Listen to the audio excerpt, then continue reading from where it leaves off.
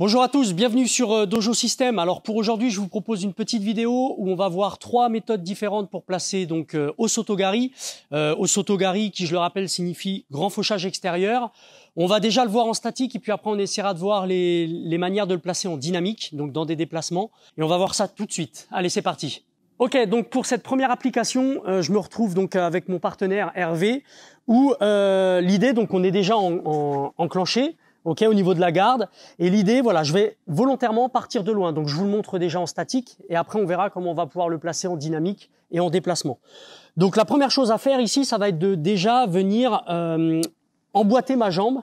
Ici, enclencher la jambe droite, celle qui va venir faucher. Je rappelle que moi, je suis en garde de droitier. Je vais rentrer ma technique à droite. Pour les gauchers, c'est exactement pareil, sauf qu'on sera inversé. Donc, d'ici, je vais amorcer ma jambe et je vais venir emboîter cette jambe-là sur celle de mon adversaire. Ok ? Quand je viens poser la jambe sur l'arrière, je vais mettre une petite pression avec le talon, ce qui aura pour effet de mettre le partenaire un petit peu en déséquilibre arrière. C'est-à-dire que ses épaules vont aller chercher l'arrière de ses talons. Voilà, ça aura pour but d'aller l'emmener plus facilement sur le déséquilibre. Donc ici, je viens placer ma jambe.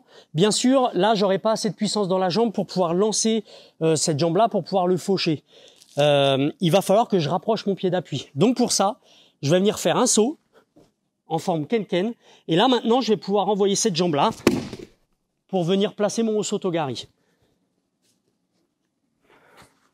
J'amorce. Je suis emboîté. J'ai déjà commencé à fixer un petit peu les épaules de l'adversaire vers l'arrière. Et là, dans mon saut, je viens prendre la force dans le sol. Je viens prendre la force dans le sol pour que mon fauchage soit beaucoup plus efficace. Il ne faut pas que le saut soit trop aérien parce que forcément, je risque d'avoir un contre. Il faut qu'il soit rapide, ras de sol, mais que j'ai une bonne prise d'appui, une bonne prise d'appel avec cette jambe gauche pour pouvoir faucher celle de l'adversaire. Ici, 1, je le fixe. 2, je lance. Là, je me décale. 1, j'ai fixé. 2, je prends appui, je lance. Alors, chose très importante à penser, ça va être encore une fois, c'est le déséquilibre de l'adversaire pour que je sois en bonne position pour le faire chuter. Si vous attaquez déjà avec votre jambe et que vous-même vous avez les épaules en retrait sur l'arrière, là il a juste lui à pivoter les épaules sur l'extérieur et du coup je vais me faire contrer et c'est moi qui vais partir sur un Osotogari également. Ça pourrait faire un Osotogari contre Osotogari. Donc ce qu'il faut sur l'attaque, quand je vais envoyer cette jambe-là, c'est déjà partir avec les épaules sur l'avant, ok ? Encore une fois, si je me retrouve là, je vais me faire contrer. Donc, je viens mettre de la pression sur l'avant. Également, avec les bras, je vais venir le fixer. Donc, juste ramener, on imagine que le coude ici, je vais essayer de le ramener vers son talon, là où je veux le faucher, sur la jambe d'appui, là. Et je vais faire ça en accrochant. Ici, en accrochant. Même si je suis de loin, étant donné que je l'ai fixé et que lui-même est déjà un petit peu en déséquilibre sur l'arrière, il va avoir du mal à reprendre l'initiative et à contrer, puisqu'il est en déséquilibre. Bien sûr, je vais pas rester là un quart d'heure. L'idée, ça va être tout de suite de envoyer la jambe quand je vais faire mon petit saut pour venir me caler par rapport à lui. Voilà, donc pensez à ça. Dès l'attaque, j'ai déjà dans l'esprit que je veux attaquer, donc je vais rentrer à l'intérieur, ici. Alors, quand est-ce qu'on va pouvoir utiliser cette technique en partant d'un petit peu loin? Je vous montre tout de suite l'application directe de ce mouvement. Ça va être par exemple sur un partenaire qui va se déplacer en latéral.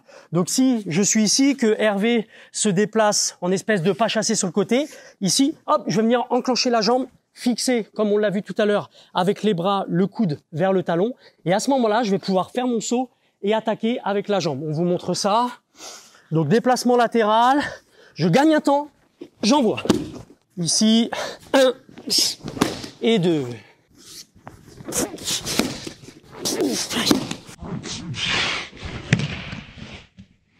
Allez, sur cette deuxième façon de faire Osotogari, on va se concentrer notamment sur le haut du corps. Moi, j'appelle ça la moulinette.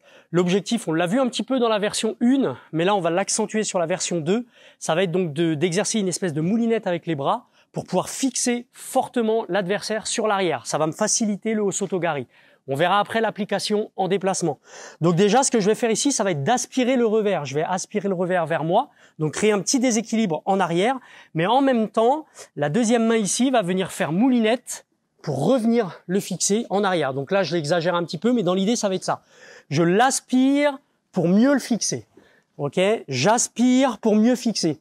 Pour aider à l'aspiration et au fait de le fixer, je vais libérer un petit peu mes deux doigts ici, mes deux premières phalanges, en mode pistolet, pour que mon poignet soit relâché. Si vous êtes rigide au niveau de la main qui tient le revers, ça ne marchera pas. Donc je relâche un petit peu ici, très souple au niveau des épaules également.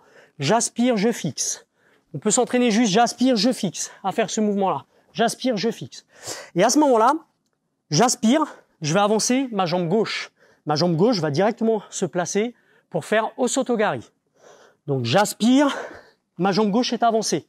J'aspire ma jambe gauche, je fixe, je suis ici prêt à envoyer la droite pour pouvoir lancer le mouvement. Ok, je reprends. 1, 2 et 3. Osotogari. J'aspire.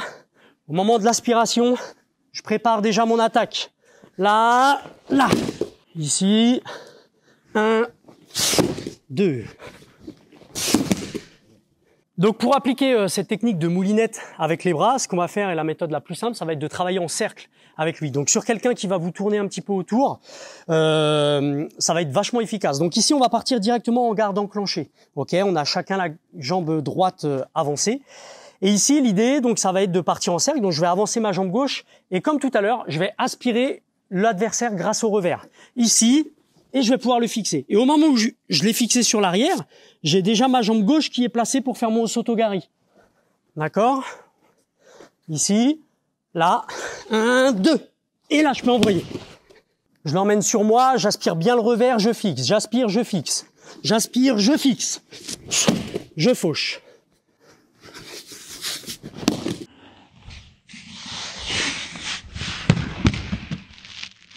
Bien, donc sur cette troisième méthode, ça va être un petit peu la plus compliquée parce qu'on va jouer avec le poids de corps de l'adversaire, un petit peu comme celle d'avant sur la moulinette. Sauf que là, au lieu de l'amener sur moi, je vais déjà le pousser en diagonale arrière. Donc je vais amener son poids de corps sur son épaule gauche, donc sur sa jambe gauche. Pourquoi? Ça aura pour but d'enlever un peu de poids sur cette jambe-là. Parce que c'est la jambe que j'ai envie de faucher. Donc je vais enlever du poids sur cette jambe-là et je vais ramener le poids de corps au moment où je vais retirer son appui. Donc, dans un premier temps, je l'emmène en diagonale là-bas en avançant ma jambe gauche. En avançant la jambe gauche, j'ai poussé l'adversaire sur diagonale gauche. Maintenant, je vais venir fixer la jambe et au moment du fauchage, je ramène le poids de corps sur sa jambe d'appui que bien sûr j'ai enlevé, ce qui aura pour effet de le faire chuter, tout simplement. Donc ici, 1, là, 1, je le pousse.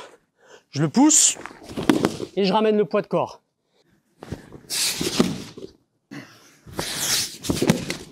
Allez, on voit tout de suite la mise en application sur cette troisième méthode pour faire Osotogari, où là, je vais le travailler sur un partenaire qui est sur le reculoir, donc en train de reculer. Donc, on va partir d'ici. Voilà, lui, il est en train de reculer. Je vais me servir du moment où il recule pour le fixer, donc comme on l'a vu tout à l'heure, sur la diagonale là-bas. Et quand je vais venir faire l'Osotogari, je renvoie tout son poids de corps sur la jambe que j'ai fauchée. C'était un peu le principe de cette troisième méthode. Donc ici, là, ici. C'est assez rapide. Là, je fixe, je ramène. Et au moment du fauchage, tout le poids de corps sur la jambe d'appui. Voilà, donc pour aujourd'hui, on a vu 3 manières différentes de placer Osotogari. J'espère que ça va vous servir. Essayez de travailler sur les différentes directions, comme on a pu le voir dans cette vidéo. Si ça vous a plu, n'hésitez pas à mettre un petit pouce bleu, à laisser un petit commentaire et bien sûr à vous abonner à la chaîne si c'est pas déjà fait. Moi, je vous dis à la prochaine pour une prochaine vidéo et puis entraînez-vous bien. À bientôt. Ciao, bye bye.